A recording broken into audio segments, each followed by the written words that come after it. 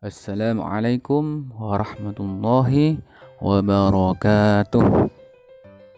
Kaifa halukum anak-anak Madinah? Mudah-mudahan diberikan sehat oleh Allah dan semangat dalam belajar pada hari ini. Baik, sekarang Ustadz Farid akan menjelaskan kepada kalian semua tentang sholat sunnah rawatib.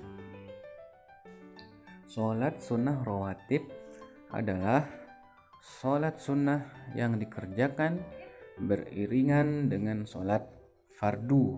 Sholat fardu yang 5 itu ya, subuh sampai dengan isya. Waktunya adalah sebelum atau sesudah sholat fardu. Nah, itu artinya sholat rawatib. Nah, anak-anak, sholat sunnah rawatib yang dikerjakan sebelum sholat fardu disebut sholat sunnah rawatib qobliyah. Sedangkan sholat sunnah rawatib yang kita kerjakan setelah sholat fardu itu namanya disebut sholat sunnah rawatib ba'diyah. Sholat sunnah rawatib itu dibagi menjadi 2. Yang pertama, sholat sunnah muakkad, dan yang kedua adalah sholat sunnah ghairu muakkad. Sholat sunnah muakkad artinya sholat sunnah yang sangat dianjurkan untuk dilakukan atau dikerjakan oleh kita. Karena sholat sunnah ini setiap hari dilakukan oleh Nabi kita, yaitu Nabi Muhammad Sallallahu Alaihi Wasallam. Sedangkan sholat sunnah ghairu muakkad adalah sholat sunnah yang tidak terlalu ditekankan untuk dilakukan. Anak-anak Madinah yang dimuliakan oleh Allah Subhanahu wa Ta'ala, sekarang Ustadz akan menjelaskan kepada kalian semua tentang jumlah bilangan rakaat sholat sunnah rawatib beserta niatnya. Untuk bilangan rakaat sholat sunnah rawatib muakkad, yaitu yang pertama 2 atau 4 rakaat sebelum duhur. Nah, niatnya aku niat sholat sunnah sebelum duhur 2 rakaat menghadap kiblat karena Allah Ta'ala. Yang kedua adalah 2 rakaat sesudah sholat duhur. Niatnya aku niat sholat sunnah setelah duhur 2 rakaat menghadap kiblat karena Allah Ta'ala.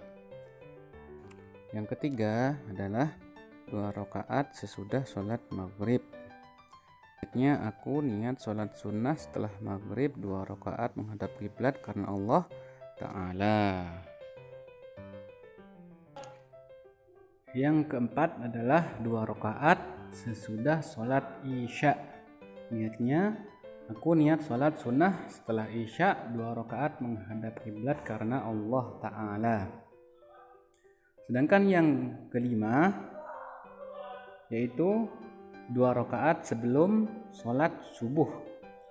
Niatnya aku niat sholat sunnah sebelum subuh 2 rakaat menghadap kiblat karena Allah Ta'ala. Yang selanjutnya adalah bilangan rakaat sholat sunnah rawatib ghairu muakkad. Yang pertama adalah 2 rakaat sebelum dan sesudah sholat duhur yang dikerjakan setelah 2 rakaat sholat sunnah rawatib muakkad. Niatnya yang qobliyah, aku niat sholat sunnah sebelum duhur 2 rakaat menghadap kiblat karena Allah Ta'ala. Kemudian niat yang ba'diyah, aku niat sholat sunnah setelah duhur 2 rakaat menghadap kiblat karena Allah Ta'ala. Yang kedua adalah 4 rakaat sebelum sholat asar. Niatnya, aku niat sholat sunnah sebelum asar 2 rakaat menghadap kiblat karena Allah Ta'ala. Yang ketiga, 2 rakaat sebelum sholat maghrib. Niatnya, aku niat sholat sebelum maghrib 2 rakaat menghadap kiblat karena Allah Ta'ala. Yang keempat adalah 2 rakaat sebelum sholat isya. Niatnya, aku niat sholat sunnah sebelum isya 2 rakaat menghadap kiblat karena Allah Ta'ala. Nah, sekarang Ustadz akan menjelaskan kepada kalian tata cara pelaksanaan sholat sunnah rawatib. Ayo, apa ada yang sudah tahu? Ayo angkat tangan yang sudah tahu. Baik, yang belum tahu Ustadz akan jelaskan. Perhatikan ya. Tata cara pelaksanaan sholat rawatib sama dengan sholat fardu. Yang membedakan adalah niatnya. Baik, cara yang pertama adalah dilaksanakan secara sendirian. Jadi tidak boleh dilakukan berjamaah. Yang kedua, bacaan tidak dinyaringkan. Jadi tidak boleh membaca bacaan sholat secara keras. 3. Jika lebih dari 2 rakaat, maka setiap 2 rakaat kita tutup dengan salam. Yang keempat, sebaiknya tempat mengerjakan sholat sunnah rawatib pindah sedikit dari tempat sholat fardu. Contohnya ketika kita sholat sunnah ba'da duhur, tempatnya harus beda dengan tempat kita sholat fardu duhur.